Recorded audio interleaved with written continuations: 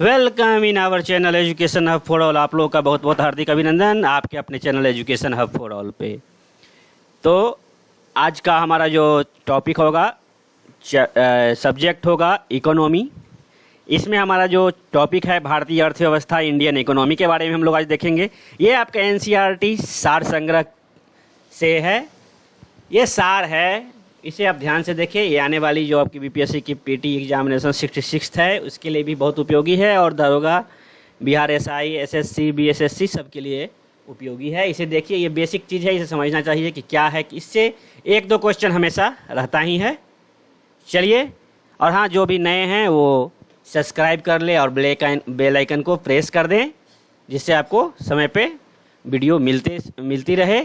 और हाँ, लाइक और कमेंट जरूर करें, कमेंट करने से प्रोत्साहन मिलती है वीडियो बनाने में। चलिए, बिना विलंब किए हम लोग स्टार्ट करते हैं आज का हमारा भारतीय अर्थव्यवस्था, इंडियन इकोनॉमी। जब हम किसी देश को उसकी समस्त आर्थिक क्रियाओं के संदर्भ में परिभाषित करते हैं तो उसे उस देश की अर्थव्यवस्था, इकोनॉमी कहते हैं। अर्थशास्त्र का जनक, फादर ऑफ इकोनॉमिक्स किसे कहा जाता है? एडम स्मिथ को। एडम स्मिथ को याद कीजिएगा, एडम स्मिथ को। अर्थव्यवस्था की छोटी आर्थिक इकाइयों का अध्ययन अर्थशास्त्र की किस शाखा के अंतर्गत किया जाता है? व्यष्टि अर्थशास्त्र। माइक्रो एंड मैक्रो दो इकोनॉमी है, इकोनॉमिक्स है, तो माइक्रो के अंतर्गत छोटी इकाइयों का अध्ययन किया जाता है, छोटी आर्थिक इकाइयों का अध्ययन किया जाता है, इसे हम माइक्रो इकोनॉमिक्स कहते हैं। समष्टि अर्थशास्त्र को अर्थशास्त्र की एक अलग शाखा के रूप में आरंभ करने का श्रेय किसे दिया जाता है? जॉन मेनार्ड किन्स को। जॉन मेनार्ड किन्स को। भारतीय अर्थव्यवस्था किस प्रकार की अर्थव्यवस्था मानी जाती है? ये विकासशील अर्थव्यवस्था मानी जाती है, डेवलपिंग इकोनॉमी। भारतीय अर्थव्यवस्था की मुख्य विशेषता क्या है? तो कृषि की प्रधानता है। आप जानते हैं कि हमारे देश में सबसे अधिक क्या प्रधानता है? तो कृषि की। प्रति व्यक्ति न्यूनतम आय तथा बढ़ती हुई बेरोजगारी तो पता ही है आपको। भारत की अर्थव्यवस्था मिश्रित अर्थव्यवस्था है। ये क्वेश्चन बार बार रिपीट होता है, इसे याद रखिएगा। हमारी अर्थव्यवस्था कैसी है? तो मिश्रित है, मिक्स्ड इकोनॉमी है, जिसमें सार्वजनिक एवं निजी क्षेत्र मिलजुल कर कार्य करते हैं। इस अर्थव्यवस्था में पूंजीवादी, कैपिटलिस्ट एवं समाजवादी, सोशलिस्ट दोनों अर्थव्यवस्थाओं की विशेषता पाई जाती है, इसलिए इसे हम मिश्रित अर्थव्यवस्था कहते हैं। मिश्रित अर्थव्यवस्था की संकल्पना किस अर्थशास्त्री के विचारों से प्रेरित थी? John Maynard Keynes. अब बंद अर्थव्यवस्था क्या है? तो आयात निर्यात की गतिविधि का न होना ही बंद अर्थव्यवस्था, क्लोज इकोनॉमी कहलाती है।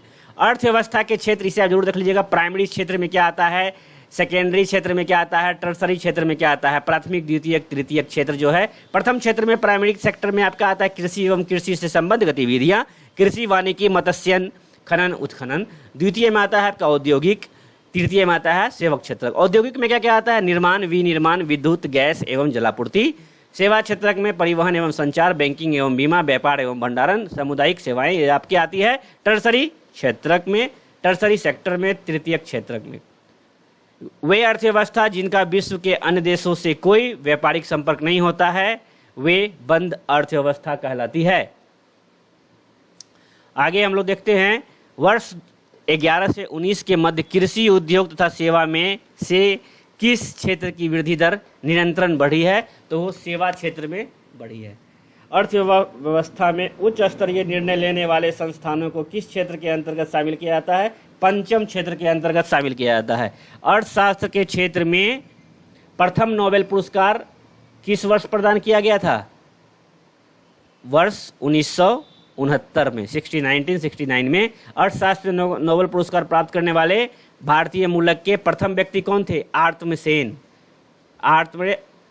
ओके। अर्थशास्त्र का नोबेल प्राप्त करने वाले अभिजीत बनर्जी भारतीय मूल के दूसरे व्यक्ति हैं, जिन्हें यह पुरस्कार वर्ष 2019 में उनकी पत्नी एस्थर डुफ्लो तथा अमेरिकी मूल की माइकल क्रेमर के साथ संयुक्त रूप से वैश्विक गरीबी उन्मूलन के प्रयोगात्मक दृष्टिकोण से दिया गया था। Experimental approach in global poverty alleviation के तौर पे हेतु दिया गया था। राष्ट्रीय आय और प्रति व्यक्ति आय एक निर्धारित स्तर है से ऊपर पाई जाती है। विकसित अर्थव्यवस्था, डेवलप्ड इकोनॉमी। ओके, हम लोग का क्या है? विकासशील अर्थव्यवस्था, डेवलपिंग इकोनॉमी। ये क्या है? डेवलप्ड, विकसित अर्थव्यवस्था। राष्ट्रीय आय और प्रति व्यक्ति आय एक निर्धारित स्तर से ऊपर पाई जाती है, जिसे हम क्या कहते हैं? विकसित अर्थव्यवस्था। अहस्तक्षेप के सिद्धांत, लेजर फेयर का प्रतिपादन इसमें किसने किया था? तो एडम स्मिथ ने। गांधीवादी अर्थव्यवस्था क्या है? ये गांधीयन इकोनॉमी के सिद्धांत पर आधारित है। तो न्यास ट्रस्टीशिप के सिद्धांत पर। समाजवादी अर्थव्यवस्था सोशलिस्ट इकोनॉमिक्स का जनक किसे माना जाता है? कार्ल मार्क्स को। सोशलिस्ट इकोनॉमिक्स का कार्ल मार्क्स को।